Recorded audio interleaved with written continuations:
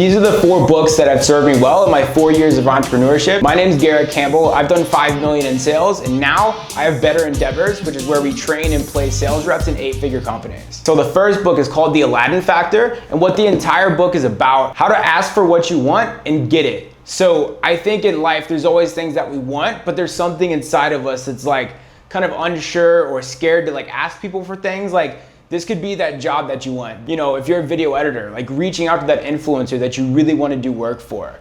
And the fact of the matter is, closed mouths do not get fed. This whole book was a big like break and realization for me of like how much money and how much like everything you want in this life, it all starts with just asking for it.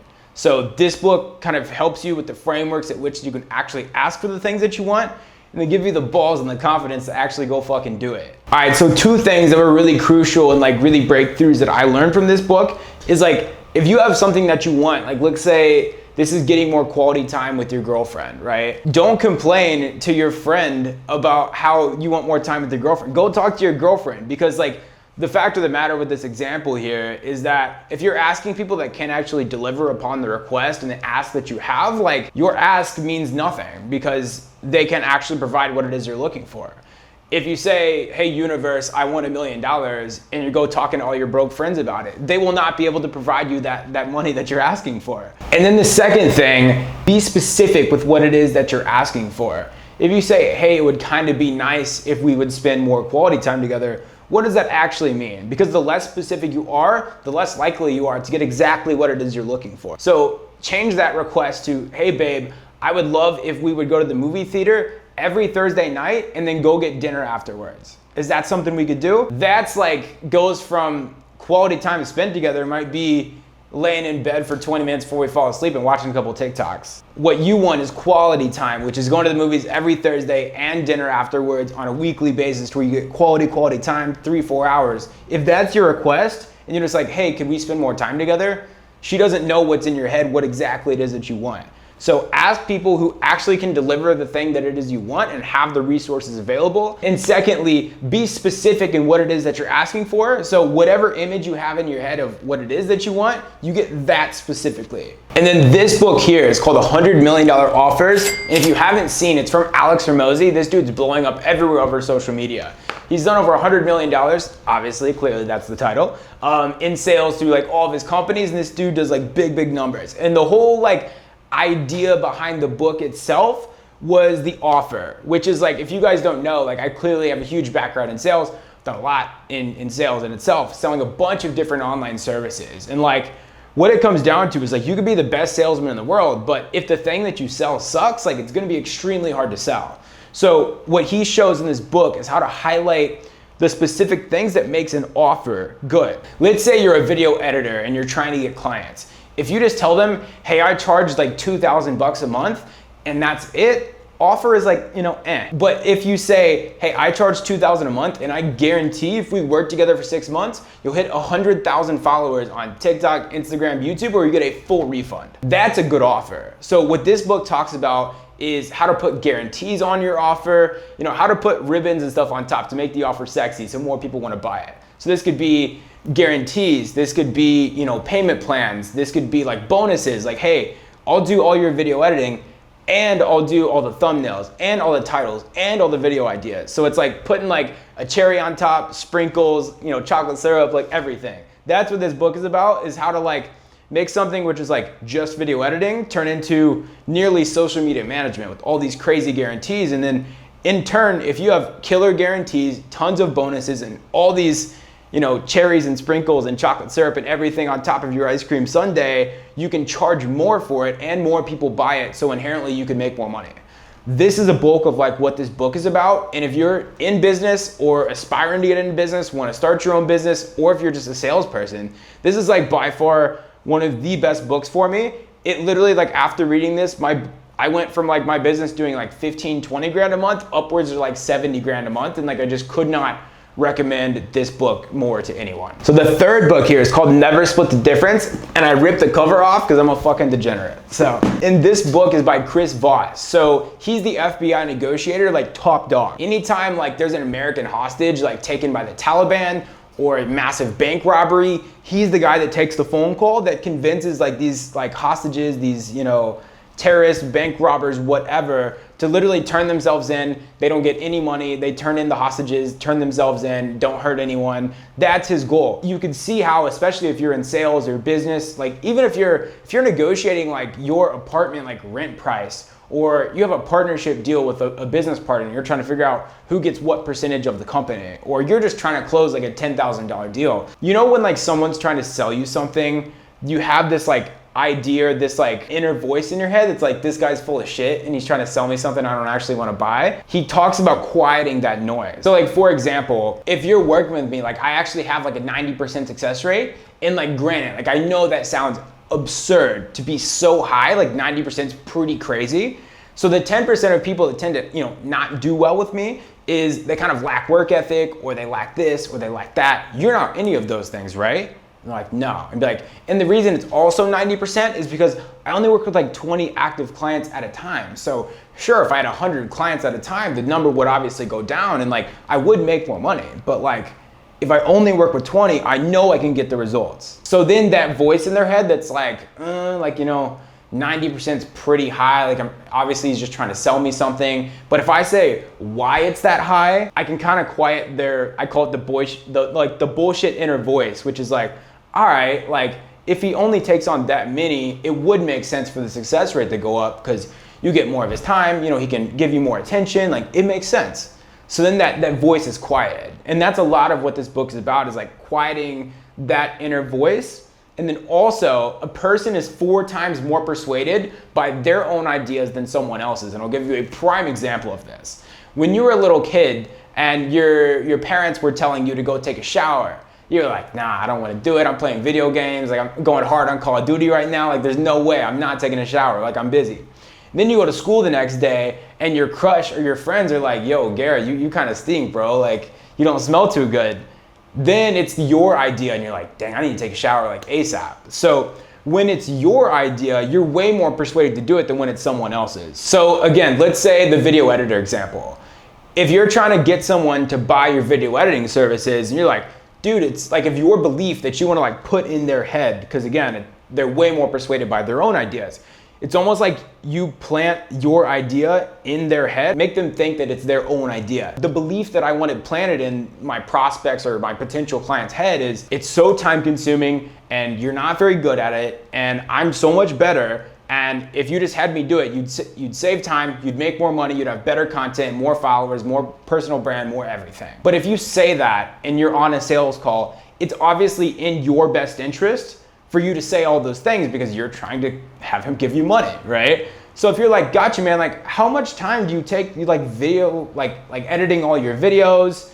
Like, like 4 hours or so a week, and be like, dang dude, and like you do pretty good numbers with your business, right? He's like, yeah, like it's super time consuming. I was like, got you, like what do you kind of do for ideas, like for content ideas? Like do you optimize like the thumbnail? Do you optimize the headline? And they're like, I don't know, I just kind of write stuff. Like I don't really know. I just do it because I'm busy and I don't have anything else to do. Like, okay, man.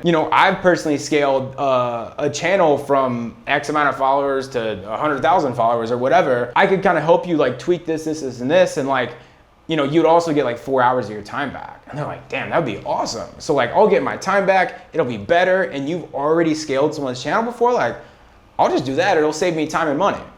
So you can see how like, if you push their idea on them, it rubs them wrong and they're like, yeah, he's just trying to sell me.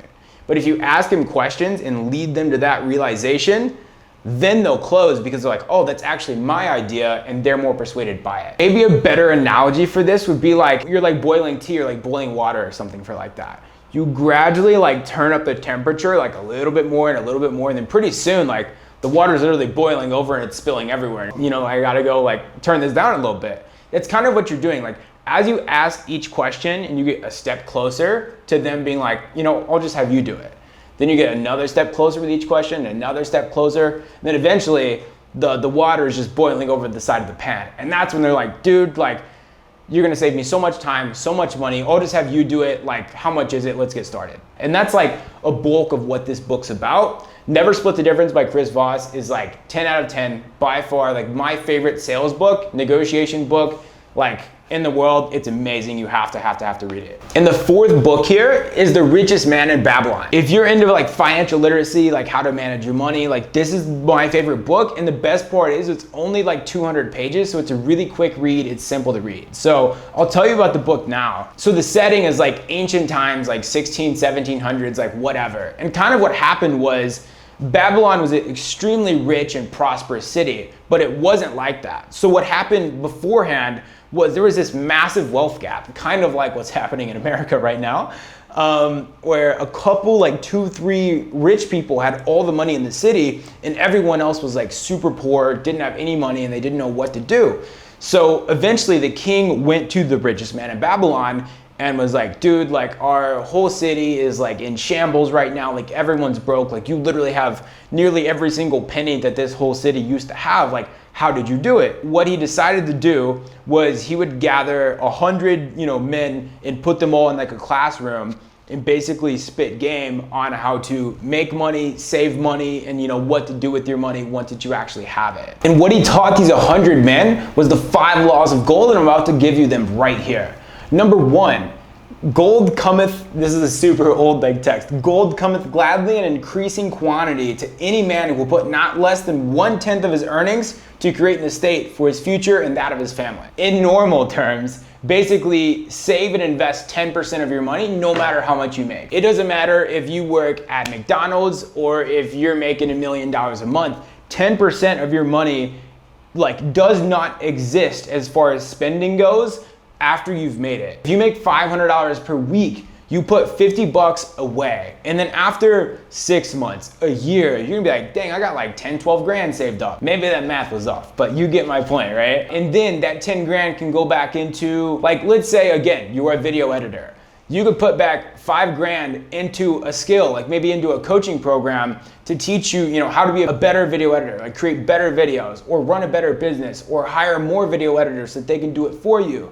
And you can reinvest that money back into skills so that you can make more money per hour and more money per month. And that's kind of the game. And then the second law of gold, basically what he says in layman's terms is you need to employ and hire your money. Take your gold coins and your silver is your slave, and you can use your silver and employ it to go do things. So this could be investing in real estate or buying crypto or buying stocks or buying whatever. Once you have the money, don't just let it sit and waste in the bank, because you're gonna get destroyed by inflation. So go employ your money to go do things for you. That could be, hiring people. That could be investing into yourself, investing in stocks, crypto, whatever. And then number 3 is being cautious with who you actually give the money to. There's a lot of scams and stuff like that out there, obviously. So basically you need to vet who you're actually trusting to do things with your money. If you're about to go invest, you open a Roth IRA, invest into the stock market, don't go to your 19-year-old friend that trades stocks. Go to the 60-year-old dude who's built tons of wealth, Warren Buffett's of the world, and go give them the money, because they actually have a proven track record. They've done it before. They know what they're doing. And then the 4th law of gold here is really simple, and it kind of piggybacks off of the last point, which is don't invest in things that you don't actually understand. If you're trying to go invest in stocks and something like that and you don't know what you're doing, don't be like, oh, I'm gonna go invest in McDonald's because I love Big Macs. You will lose money, I promise you. Invest in things you actually understand. So maybe you're not the smartest when it comes to the stock market, but maybe you love watches. Watches in itself are a phenomenal investment. I have friends that have $4 or $5 million watch portfolios, and they've made millions of dollars just buying the things that they love. So if you're a sneakerhead, I flipped so many shoes in my lifetime. If you're big on Yeezys, you're big on Supreme, you're big on whatever, invest in Supreme. Buy some Supreme and flip the headbands. Buy sneakers and flip them. Or if you're into watches, buy the watches and flip them, or just buy the ones that will go up in value. So whatever you're knowledgeable on, have experience in, whatever niche that kind of clicks with you, invest your money into things that you actually understand, because you're going to make money. And then the 5th law of gold is to not force it into impossible earnings. I'm sure you've got these DMs where it's cash out me $20 and I'll turn it into $2,000 overnight. It's obviously impossible to 100x your money overnight. It's physically impossible. So if you're about to invest in something, it's basically a get rich quick, use your brain, do not do it. That's really just the 5th law, is if it's just a crazy return that you're quote unquote guaranteed, like don't do it. Like if it doesn't make sense or it's too good to be true, it probably is. And that's basically what the fifth law here is. And that concludes, you know, The Richest Man in Babylon. If you want to know how to manage your money, what to do with your money, I highly, highly, highly recommend it. It's a really, really, really good book for that. It's only 200 pages. So these are all 4 books here. And this really is, you know, the end of the video. So I hope you guys got some value from this video, and I hope you read all 4 of these. So below here, you're gonna be able to find me on Instagram, TikTok, Twitter, and obviously YouTube, and you're already here. So subscribe to the damn channel if you haven't yet.